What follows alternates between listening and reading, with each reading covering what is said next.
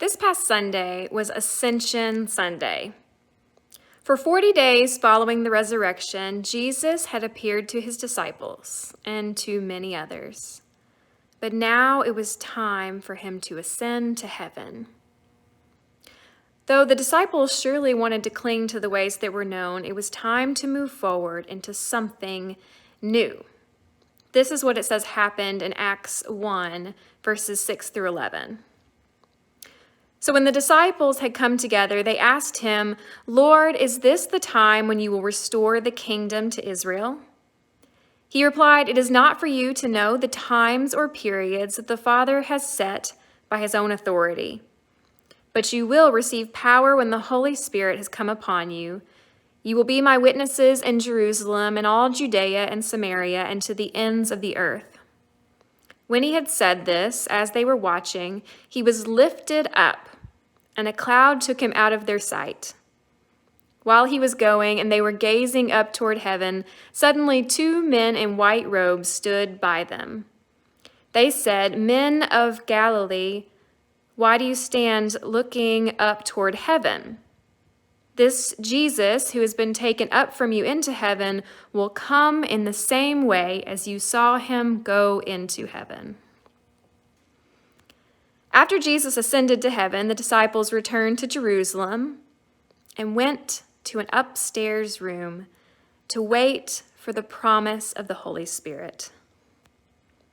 The ascension of Jesus is a huge turning point in our narrative. Something entirely new was coming. And there wasn't really a way for the disciples to know exactly what that would look like. All they could do is hold on to Jesus' promises. Be faithful and wait. We now know that they had to wait 10 days before the coming of the Holy Spirit. After weeks, and at this point months of waiting ourselves, 10 days doesn't even sound like a lot to me anymore. But then again, sometimes even a single day or moment without my usual rhythm can feel like a long time too. But we are impatient people. We live in a time when we are encouraged, even demanded, to hurry, to rush, to get to where we need to go without dawdling, without wasting a second. To consider embracing the in-between, the times of transition, seems counterintuitive. But really, these are the moments that prepare us, that enable us to say goodbye to what was, to receive blessings for what will come, and to prepare our bodies, minds, and souls for that new thing. Jesus could have sent the Holy Spirit immediately. The disciples could have gone out to Jerusalem, Judea, and Samaria right away. But instead they waited.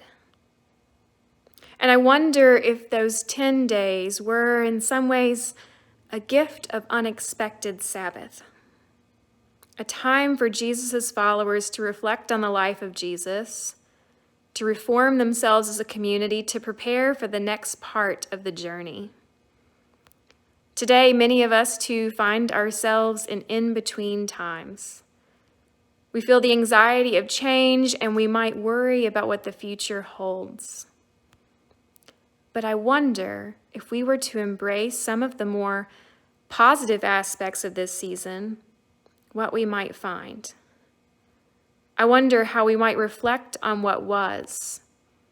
I wonder how we might be reformed as communities. I wonder how we might be prepared for the next part of our journey together. Often it's in the still, quiet moments that God speaks. Wind and fire will surely announce God's presence, but God is here too, in the waiting, in the silence, in the unknown. May we pay attention. May we be patient. May we listen for God as we wait. May the peace of Christ be with you today.